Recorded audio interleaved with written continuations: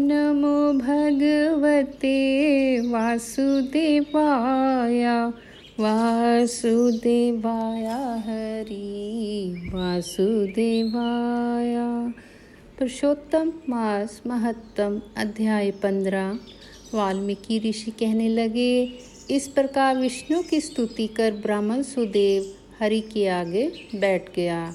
तब भगवान ऐसी स्तुति सुन मेघ के समान गंभीर वाणी बोले, हे वत्स, तुमने बड़ा घोर तप किया है, इसलिए जो इच्छा हो वर मांगो। सुदेव बोला, हे नाथ, जो आप प्रसन्न हुए हैं तो मुझको एक श्रेष्ठ पुत्र दीजिए।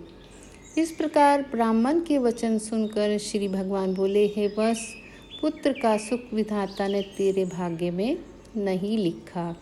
मैंने तेरे भाग पट के सब अक्षर देखे हैं, परंतु उनमें 7 जन्मों में भी तुझे बेटे का सुख नहीं है।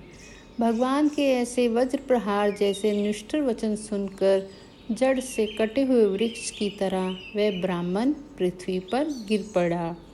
गौतमी अपने पति को इस प्रकार पड़े हुए देखकर अत्यंत दुखी हुई और स्वामी को पुत्र के सुख से रहित देखकर रोने लगी।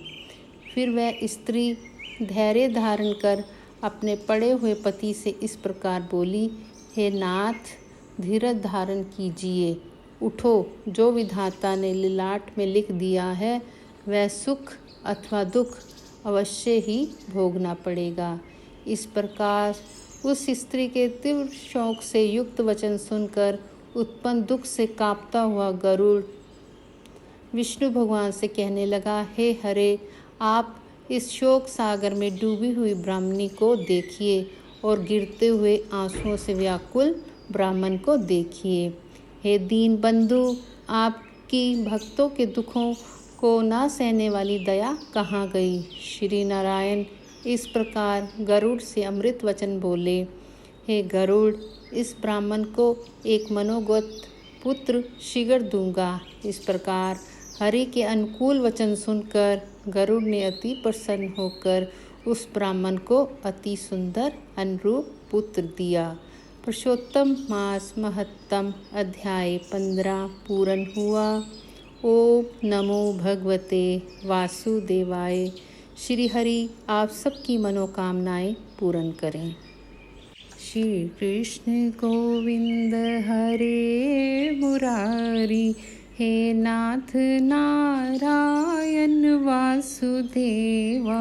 श्री कृष्ण गोविंद हरे मुरारी, हे नाथ नारायण वासुदेवा।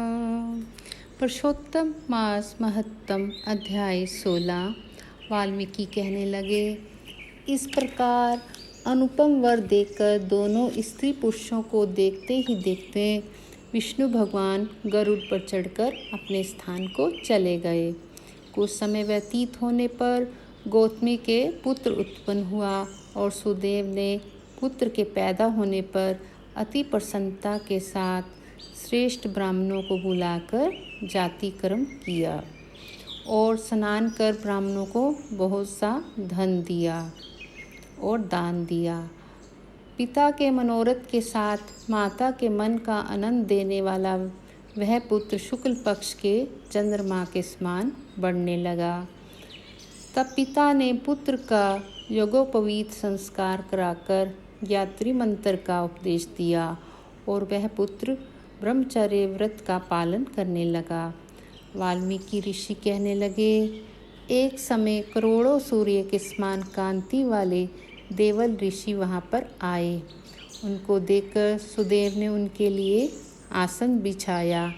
उस आसन पर देवल मुनि बैठकर बोले, हे सुदेव, लक्षणों से यह युक्त तुम्हारा पुत्र महाभाग्यवान है, परंतु इसमें एक ही दोष है जिससे इसके सब गुण व्यर्थ हो जाते हैं। हे सुदेव, तेरा यह पुत्र 12वें वर्ष में जल में डूबकर मर जाएगा, जिससे तू मन में सोच नहीं करना, अवश्य होने वाला तो होगा ही, इसमें कोई संशय नहीं है और इसका कोई उपाय नहीं है। वाल्मीकि जी कहने लगे, देवल ऋषि के ऐसे वचन सुनकर सुदेव शर्मा पृथ्वी पर गिर पड़े और देवल मुनि इतना कहकर ब्रह्मलोक को चले गए। सुदेव देवल मुनि के वचनों का स्मरण कर बहुत काल तक विलाप करते रहे। फिर गौतमी पुत्र को गोदी में लेकर प्रेम से मुख चूमकर अपने पति से बोली, हे द्विजराज, होने वाली वस्तु से भय नहीं करना चाहिए। जो होने वाला है सो तो होगा ही, और जो नहीं होने वाला है वह कभी नहीं होगा। इसलिए हे नाथ, उठो और सब शरणागत जीवों के रक्षक, निर्वाण पद को देने वाले भगवान विष्णु का भजन करो। वाल्मीकि ऋषि कहने लगे, इस प्रकार सुदेव ब्राह्मण अपनी स्त्री के वचन सुनकर सद्गुण को प्राप्त हुआ और हृदय में हरि के चरण कमल को धारण कर अपने पुत्र से उत्पन्न दुख को तत्काल त्याग दिया। पुरुषोत्तम मास महत्तम अध्याय 16 पूर्ण हुआ। ओम नमो भगवते वासुदेवाय। श्री हरि आप सबकी मनोकामनाएं पूर्ण करें।